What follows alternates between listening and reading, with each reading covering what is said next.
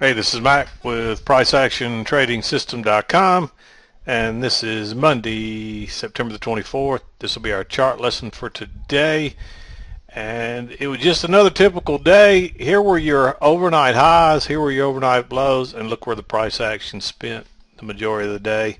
The volume seemed to be a little bit lower today as well. It's kind of a quiet Monday, but I'm a little pressed for time today, so I'm going to do this real quickly.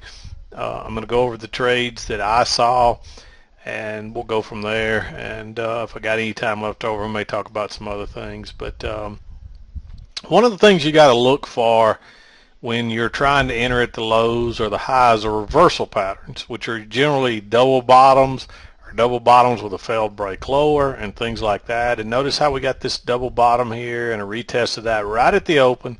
So there was a nice long right there. Easy scalp.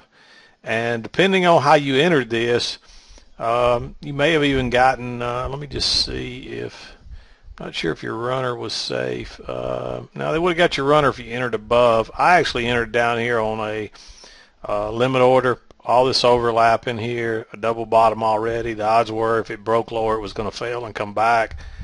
So I just bought this one blindly. Turned out to I bought the low of the day. And that's the only way you can buy the low of the day if you're willing to take a chance like that, and it worked out for me. I was really tempted to short both of these. I didn't short either one of them. After this leg, you got to figure there's another leg, and I just was thinking we'd get a little bit more, but really you got kind of a double top right here and that one break higher, and then we pulled back. But then we went into all this overlap and made this, let me make this a little bigger so it's easier to see, but you see that one tick back that created a little bit higher double bottom, and then boom, it went higher again.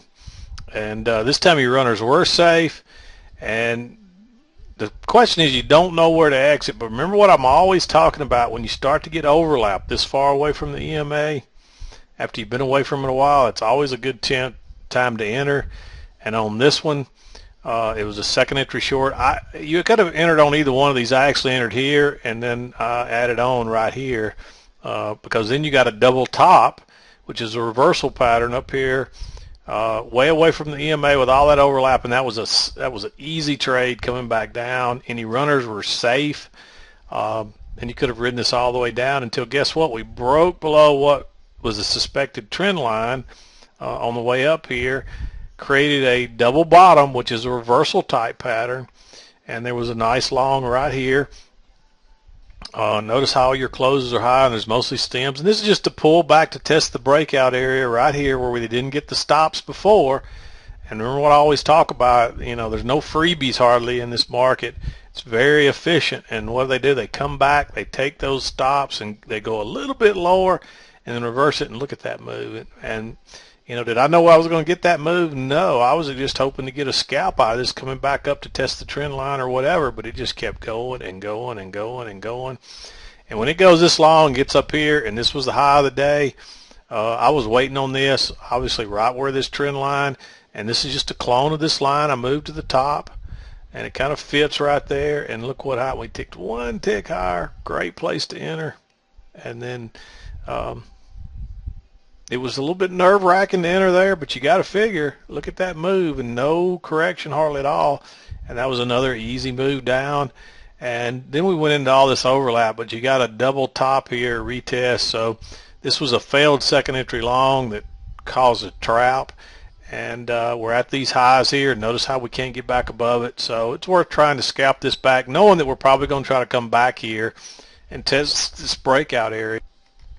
So anyway, that was pretty much it for the day. And again, always mark your highs and lows. That's the first thing I do every morning. There's your high and there's your lows. And guess where the two best trades were? Off the lows and off the highs.